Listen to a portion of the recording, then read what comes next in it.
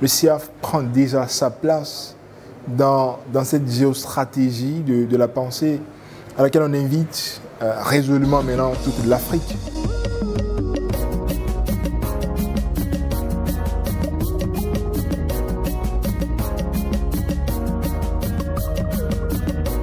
La pensée gouverne le monde.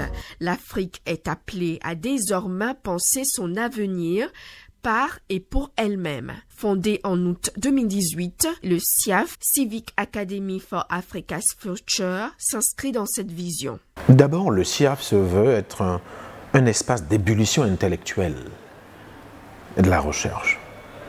Le CIAF se veut un centre de recherche hors les sentiers battus. Donc, un centre de recherche qui produit de la recherche à la fois fondamentale et de la recherche d'expertise ou de la recherche appliquée. Le CIAF se veut un centre de recherche qui produit de l'analyse, de la réflexion, de la recherche sur des sujets transversaux du développement, avec bien évidemment en point de mire les outils méthodologiques croisés de différentes disciplines pour à la fois penser le passé, le présent et l'avenir de l'Afrique. Pour accomplir sa mission, le CIAF compte sur une équipe jeune, volontaire, compétente et dynamique. Mise en place par 12 membres fondateurs, il est aujourd'hui animé par une équipe de 32 chercheurs et chercheurs associés africains présents sur tous les continents. Quand vous prenez les chercheurs, vous avez à ce niveau les assistants de recherche qui ont au niveau relativement moins de Bac+5 avec 5 ans d'expérience au moins. Et vous avez les chercheurs qui ont minimum le doctorat ou 10 ans d'expérience pratique sur un sujet pointu ou discipline précise. Et vous avez après maintenant les chercheurs, vous avez les chercheurs principaux qui eux ont une avance de près de 15 ans d'expérience et des publications, une dizaine de publications dans leur domaine.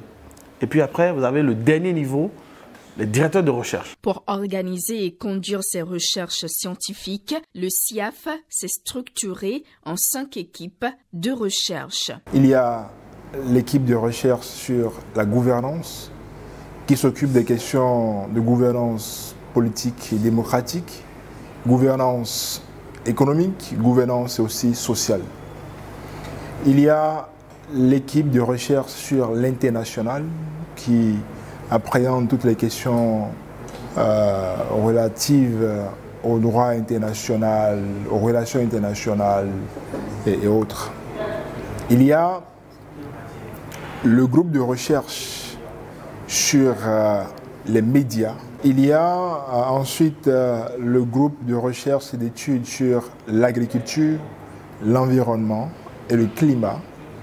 Et enfin, il y a la CIAF Clinic Law, qui est la clinique juridique du CIAF. En 2 ans d'expérience, le CIAF fait le bilan d'une production diversifiée, aussi bien sur les sujets abordés que sur les types de publications. La vocation du CIAF, c'est à la fois de s'inscrire dans la réflexion théorique, quelque peu ancrée à l'université, mais également d'avoir un impact pratique sur la société. Par la qualité de ses productions, le CIAF suscite l'intérêt de plusieurs acteurs. Des publications du think tank constituent pour eux un outil de travail. Il y en a eu dont j'ai pu me servir même pour animer des débats avec mes étudiants, de façon à les pousser aussi à la réflexion. Nous sommes en train de faire à Banouto un dossier sur les défis socio-économiques et sécuritaires dans les espaces frontaliers. Et dans le cadre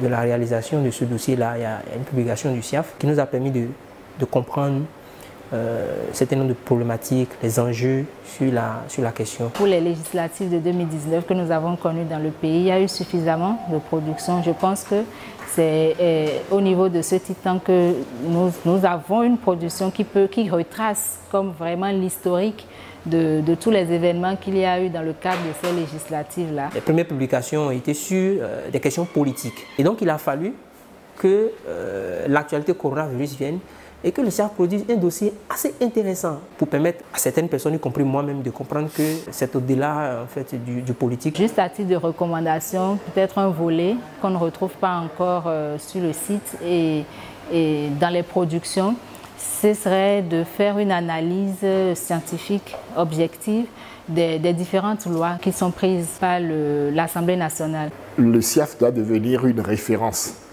Et je pense que ce trajet-là reste à parcourir pour atteindre cet objectif-là. Mais le départ est déjà très bon. À l'heure où le SIAF célèbre ses 2 ans de vie, ses acteurs regardent l'avenir avec l'ambition de croître, exister et exceller. En termes de perspective, le SIAF va devoir confirmer son existence, ce qui a été déjà accompli jusque-là depuis 2 ans en termes de production scientifique, en termes de notes d'analyse, en termes de dossiers, c'est-à-dire l'activité de recherche et de production des fruits de la recherche. Et également, en tant qu'institution jeune, le SIAF devra exister. Nous avons fait des efforts pour étoffer l'effectif des chercheurs. Ces 2 dernières années, nous avons connu un progrès assez net, significatif. Nous avons maintenant des équipes pour faire le travail et donc il faut vraiment augmenter la cadence de production. Et donc voilà les perspectives du SIAF à très court terme, mais à long terme, c'est vraiment d'être un centre d'excellence. Un centre d'excellence dans chacun des domaines de prédilection du SIAF. Dans sa stratégie de croissance à court terme, le SIAF engage bientôt son virage à l'anglais, considéré comme la langue de la science. Le lancement de sa revue scientifique Iwaju Africa est annoncé pour 2021 et plusieurs ouvrages collectifs sont en cours de préparation sur diverses thématiques. Un ensemble d'activités pour mettre en orbite ce centre d'excellence africain qui pense et agit pour l'Afrique qui vient.